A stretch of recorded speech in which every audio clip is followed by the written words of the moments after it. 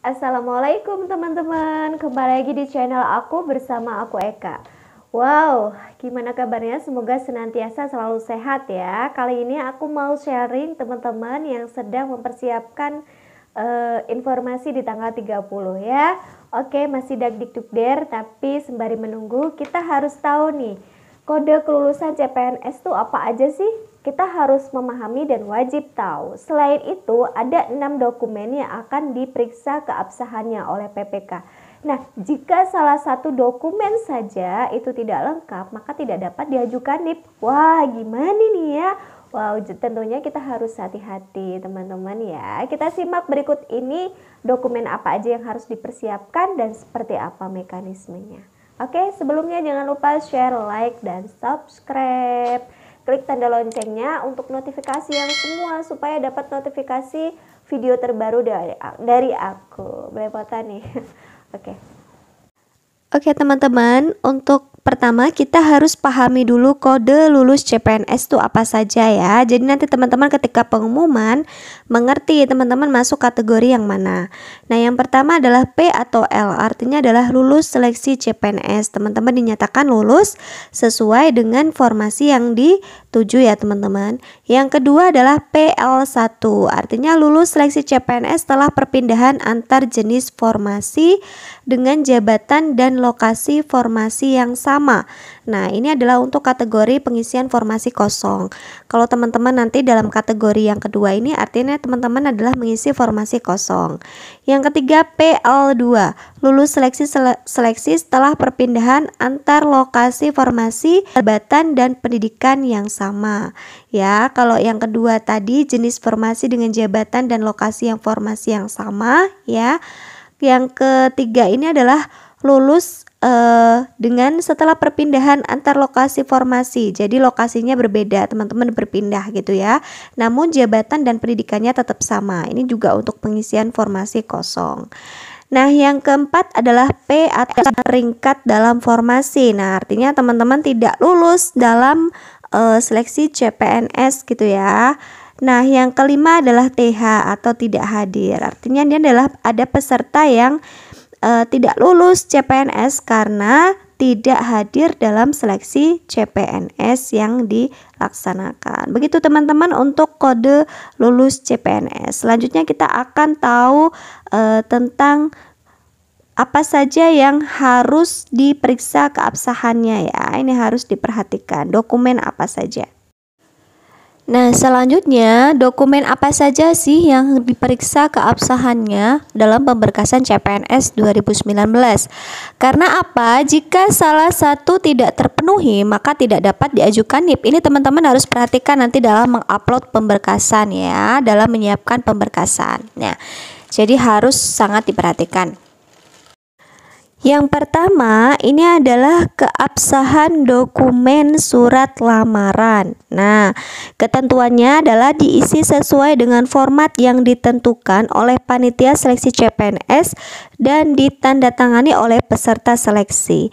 Nah, ini ada formatnya teman-teman. Jadi teman-teman saat pendaftaran itu tidak membuat surat lamaran sendiri. Biasanya ada format yang ditentukan. Teman-teman harus hati-hati dalam membuat surat lamaran di awal. Nah, sebisa mungkin surat lamaran ini masih disimpan ya teman-teman. Jadi untuk ketika nanti ada sesuatu yang tidak sesuai dengan hasil seleksi, mungkin surat lamaran tidak sesuai, teman-teman bisa ajukan di masa sanggah gitu ya teman-teman, harus diperhatikan ini. Selanjutnya teman-teman, ini adalah ketentuan kualifikasi pendidikan ya. Jadi kualifikasi pendidikan yang dibuktikan dengan ijazah ya, kesesuaian kualifikasi pendidikan atau ijazah dengan kualifikasi yang dipersyaratkan pada formasi yang dilamar. Ini akan dicek teman-teman keabsahannya.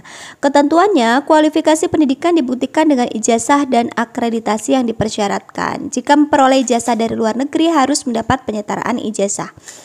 Nah, artinya nanti untuk akreditasi dan ijazah apakah sudah sesuai dengan yang dipersyaratkan dan apakah benar nyata itu akan dicek teman-teman. Begitu ya teman-teman untuk ya syarat yang kedua. Nah, untuk yang ketiga ini teman-teman, ini adalah kebenaran data dalam daftar riwayat hidup yang sudah ditulis ya teman-teman. dengan ketentuan data yang telah ditulis serta sesuai dengan yang telah dipersyaratkan. Nah, jadi ini akan dicek keabsahannya. Apakah data dalam daftar riwayat hidup itu sesuai dengan ketentuan data yang telah kita tulis, benar atau tidak gitu ya, benar atau tidaknya. Kemudian sesuai enggak dengan data yang dipersyaratkan atau yang diminta. Nah, ini akan dicek teman-teman keabsahannya.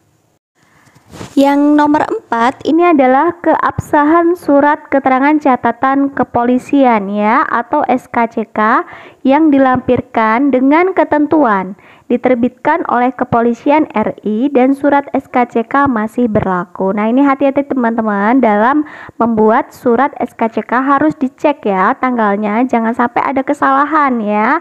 Apakah nanti akan dicek nih apakah masih berlaku atau tidak surat SKCK tersebut. Nah, ini surat keterangan tidak menggunakan narkotika, psikotropika, dan zat adiktif lainnya yang ditandatangani oleh dokter yang bekerja di unit pelayanan pemerintah. Nah, jadi ini juga untuk surat keterangan ini pembuatannya adalah di rumah sakit atau unit pelayanan pemerintah, teman-teman. Ini juga ada masa berlakunya. Biasanya ini saling berdampingan dengan surat keterangan sehat dalam membuatnya.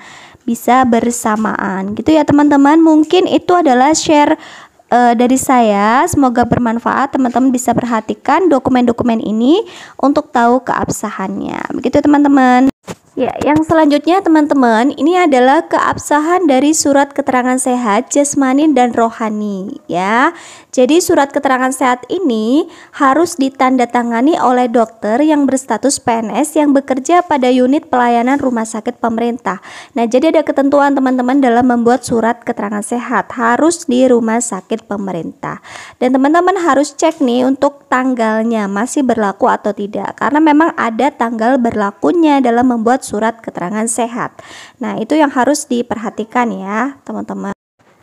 Gimana teman-teman, udah lihat videonya, udah disimak, teman-teman udah tahu ya seperti apa kode kelulusan nanti yang akan diberikan atau akan diumumkan. Jadi teman-teman tahu kategorinya ya, saya lulus atau tidak, saya masuk kategori apa gitu ya.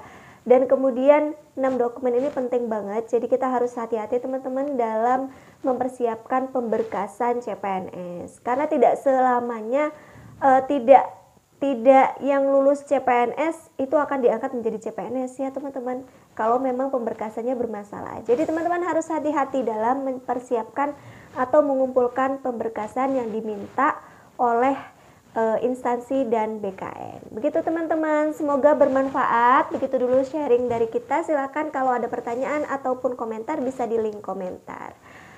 Wassalamualaikum warahmatullahi wabarakatuh. Jangan lupa share, like, dan subscribe.